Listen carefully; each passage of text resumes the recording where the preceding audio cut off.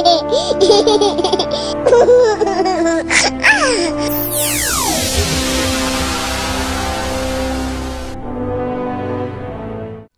நாள் ஒரு பையன் அம்மா கிட்ட வந்து, அம்மா, மனுஷன் எங்கிருந்துமா வந்தான் அப்படின்னு ஒரு கேள்வியை கேட்டான். கேட்ட உடனே பக்தி உள்ள அந்த அம்மா சொன்னிச்சு, தம்பி, வானத்தையும் பூமியும் தேவன் தான் ஆதியில் உண்டாக்கினார். அப்படி உண்டாக்கின அந்த ஆண்டவர் மரங்களை, கொடிகளை, செடிகளை படைச்சாரு. நான் பார்க்குற நட்சத்திரங்களை, சூரியனை, சந்திரனை எல்லாத்தையும் படைச்சாரு.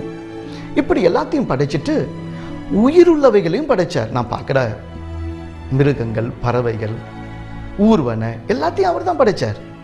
கடைசியில் தமது சாயலா மனுஷனை படைச்சார். அந்த மனுஷனுக்கு ஆதாம்னு பேர் வச்சார். அந்த மனுஷிக்கு ஏவாள்னு பேர் வச்சார். அவங்க மூலமா தான் நீயும் நானும் வந்திருக்கிறோம் அப்படின்னு இந்த அம்மா சொன்னாங்க. சொல்லிட்டு இருக்கும் போது அவங்க வீட்டுக்காருக்கு பயங்கர கோவம். பிள்ளைய கெடுக்காத, ஒரு விஞ்ஞான உலகத்தில் இருக்கிறோம், சயின்ஸ் படிக்கிறான், அவனை போய் கெடுத்துறாத, இங்க வர அப்படின்னு கூப்பிட்டு ஒரு பிக் பேங் தியரின்னு ஒரு காலத்தில் ஒரு பெரிய வாயு குழந்துச்சு. அது தானா வெடிச்சிச்சு. அப்படி வெடிச்சு செதறி போன போது அதிலிருந்து நிறைய கோலங்கள் உருவானுச்சு. அதுல ஒன்று உருவானது தான் இந்த பூமி. இந்த பூமியில என்னன்னா கொஞ்சம் தண்ணி வந்துச்சு. அந்த தண்ணியில முதல் உயிரின் அமீபான்னு ஒன்று வந்துச்சு. அதுலேருந்து ஒரு மீன் வந்துச்சு. மீன் தவுக்கலையா மாறுனுச்சு. தவுக்கலை அப்புறம் மேலே அது சின்ன சின்ன உயிரினமாக அப்படியே மாறுனுச்சு.